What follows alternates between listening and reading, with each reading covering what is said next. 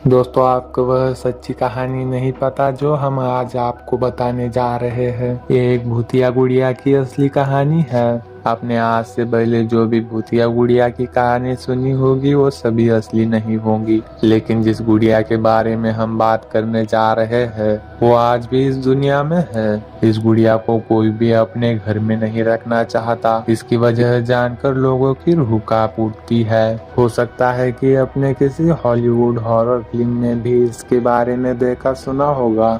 कहा जाता है कि इसकी असली कहानी कुछ और है। दरअसल इस गुड़िया को भूतिया इसलिए कहा जाता है क्योंकि माना जाता है कि ये गुड़िया जीवित है। फिल्म एनाबेल क्रिएशन में इसके बारे में जो दिखाया गया है वो इस गुड़िया की सच्ची कहानी से अलग है। अमेरिकी लेखक जॉनी ग्रुएल ने सबसे पहले अपनी एक रचना में इसका जिक्र किया था, लेकिन सच ये है कि बेहद रहस्यमय ढंग से ये डॉल उनकी जिंदगी में आई थी। इसके बारे में जानकर आपको बेहद ताज्जुब होगा। दरअसल बात उस वक्त की है जब लेखक जॉनी ग्रुएल बच्चों के लिए एक किताब की श्रृंखला की रचना करने जा रहे थे। उन्होंने रेजडी अन्नर सीरीज नामक एक किताब के साथ एनाबेल डॉल को मार्केट में लॉन्च किया था। उनकी यह किताब लोगों के लिए बेहद रोचक विषय थी। डॉल के पीछे छुपी अनोखी कहानी ने लोगों को इसे जानने के लिए मजबूर कर दिया। बात उस वक्त की है जब जॉनी ग्रुएल को अपनी घर के बैकयार्ड में यह डॉल मिली थी। जब उनकी बेटी मार्सेला पैदा हुई थी तो उसी डॉल से वो हर वक्त खेलती रहती थी। जॉनी ने जब अपनी बेटी को डॉल के साथ खेलते हुए देखा तो उन्हें रेजडी अन्नर स्टोरीज लिखने का आइडिया आया।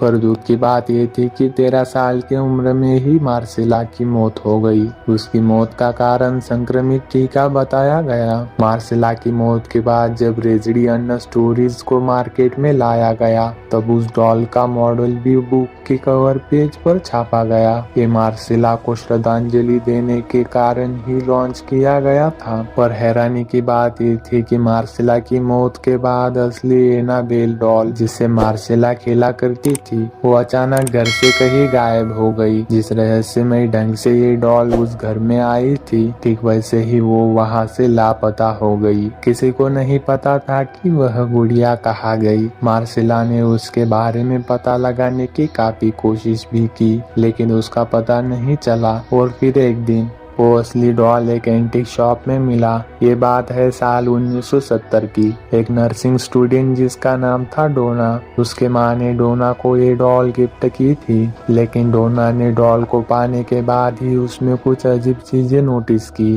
डोना ने देखा कि डॉल अपने आप ही पोजीशन चेंज कर रही थी। कभी कभी डोना डॉल को एक रूम में रख के कहीं बाहर जाती थी तो वापस लौटने पर वह डॉल उसे वहां नहीं मिलती थी। तलाशने पर उसे वो गुड़िया घर के किसी दूसरे कोने में मिलती थी। एक दिन डोना ने कमरे में लौटने के बाद देखा कि डॉल के हाथ और पीठ पर खून के धब्बे लगे हुए थे। वो दहशत भरा ये नजारा देखकर पूरी तरह से कांप गई। डोना को समझ आ गया था कि उसके साथ कुछ बुरा हो रहा है। इसके बाद डोना ने फौरन पैरानॉर्मल एक्टिविटीज एक्सपर्ट एन और लॉरेन को बुलाया। एन और लॉरेन ने जब पाया कि यह डॉल भूतिया है तब डोना और ज्यादा डर गई। उसने उस गुड़िया को वहां से ले जाने के लिए कहा। एंड और लॉरेन ने उस वक्त गुड़िया को अपने साथ कार में ऑकल्ट म्यूजियम में ले गए, लेकिन कार से जाते वक्त ही डॉल ने कुछ ऐसी हरकत शुरू कर दी जिसका अंदाजा उन दोनों को नहीं था। दरअसल गुड़िया ने अपनी पूरी ताकत से उन्हें रोकने की कोशिश की, मानो कि वो उन्हें कहीं और ले जाना चाहती थी।